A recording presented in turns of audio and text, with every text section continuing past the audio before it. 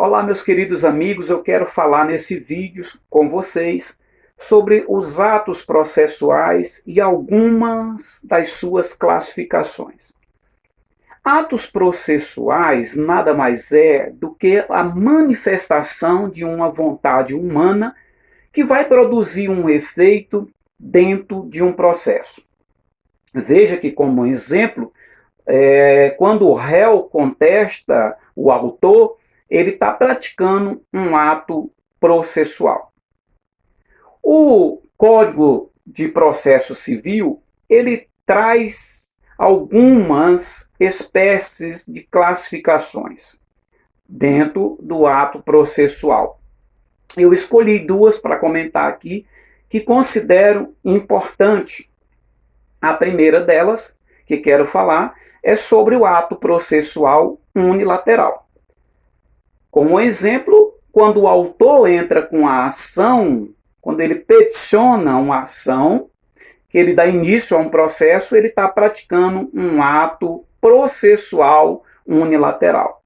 Da mesma maneira, quando o réu questiona o autor, quando o réu questiona essa petição em juízo, ele também está praticando um ato processual unilateral.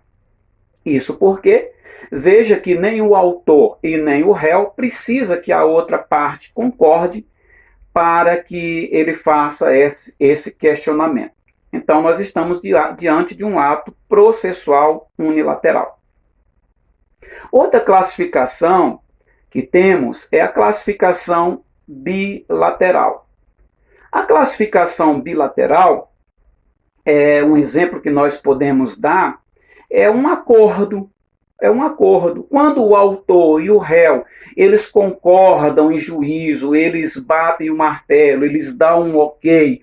Quando eles chegam a um denominador comum sobre aquela ação, nós estamos diante de um ato processual bilateral.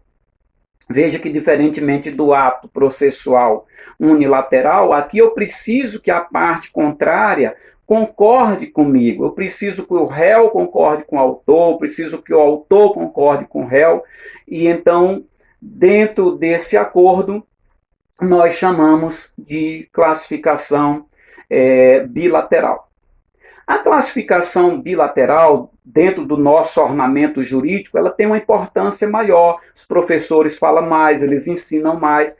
Isso porque quando o processo está correndo, quando o processo está tramitando, esse tempo que o processo está nos tribunais, tanto quanto se referindo ao autor, quanto se referindo ao réu, nós temos aí dentro do processo várias e várias manifestações do juiz. O juiz fala muito dentro do processo. O juiz fala muito a favor do autor, fala muito a favor do réu. Aquilo que nós, então, classificamos como bilateral, isso trazendo essa importância do juiz dentro do processo. Meus amigos, o vídeo não nos permite falar um pouco mais, não nos permite explicar outras classificações.